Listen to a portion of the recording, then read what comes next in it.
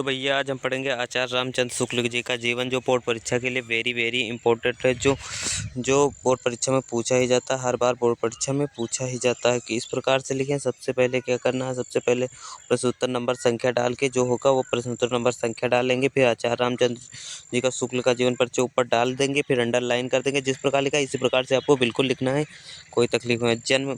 जन्म डाल देना, ये जिस प्रकार से काले पेन से पढ़ा हुआ है जो उसी प्रकार से काले पेन से डाल लेना। जो नीले पेन से लिखा वैसे नीले पेन से डाल लेना। आपको एग्जामिनर खुश होकर पूरे के पूरे मार्क्स दे देगा। फिर लिखना है 4 अक्टूबर। जन्म में क्या लिखना है, 4 अक्टूबर 1884 ईस्वी में हुआ था। जन्म स्थान अगोना नामक बस्ती के उत्तर प्रदेश में हुआ। शिक्षा इंटर तक की थी। शिक्षा इन्होंने इंटर। पिता चंद्रवली शुक्ल था। मृत्यु इनकी 2 फरवरी 1941 में हो गई थी। और रचनाएं इनकी चिंतामणि, त्रिवेणी, रश्मिमिसास है। और इनका जीवन परिचय लिखे, ऐसे अंडरलाइन करके फिर लिखना आचार्य रामचंद्र जी का शुक्ल का जन्म 4 अक्टूबर 1884 ईस्वी में बस्ती जिले के अगोना नामक गांव में हुआ था। इनके पिता का नाम चंद्रवली शुक्ल था। इनके पिता का नाम जो था वो चंद्रवली शुक्ल था। और जो सुपरवाइजर कानून थे, इनकी माता अत्यंत विदुषी एवं धार्मिक महिला थी। इनकी माता जो थी अत्यंत विदुषी महिला थी। प्रारंभिक शिक्षा अपने पिता के पास जिले के राष्ट्र तहसील में हुई। इनकी जो शिक्षा हुई पिता के साथ जिले के राष्ट्र तहसील में हुई। और इन्होंने मिशन स्कूल में हाई स्कूल की परीक्षा उत्तीर्ण की। गणित में कमज़ोर होने के कारण गणित में जब ये कमज़ोर होने के कारण इनकी शिक्षा आगे ना बढ़ सकी। इंटर की परीक्षा के लिए इन्होंने कायस्थ पाठशाला इलाहाबाद में प्रवेश किया, किंतु अंतिम परीक्षा के पूर्व ही विद्यालय छूट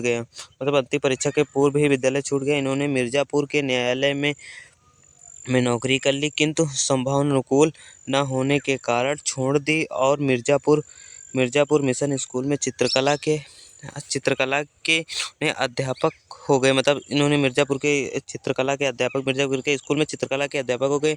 इसी बीच इन्होंने स्कूल में रहकर हिंदी, अंग्रेजी, संस्कृत, बंगाल आदि का अच्छा ज्ञान प्राप्त किया। स्कूल में रहकर आदि का अच्छा ज्ञान प्राप्त कर लिया। बाद में उनकी नियुक्ति काशी हिंदू विश्वविद्यालय में हिंदी के अध्यापक के पद पे हो गई। बाद में इनकी जो नियुक्ति हो गई हिंदी के अध्यापक के पद पे हो गई। फिर क्या लिखना है, 2 फरवरी सन 1941 को इनकी मृत्यु हो गई।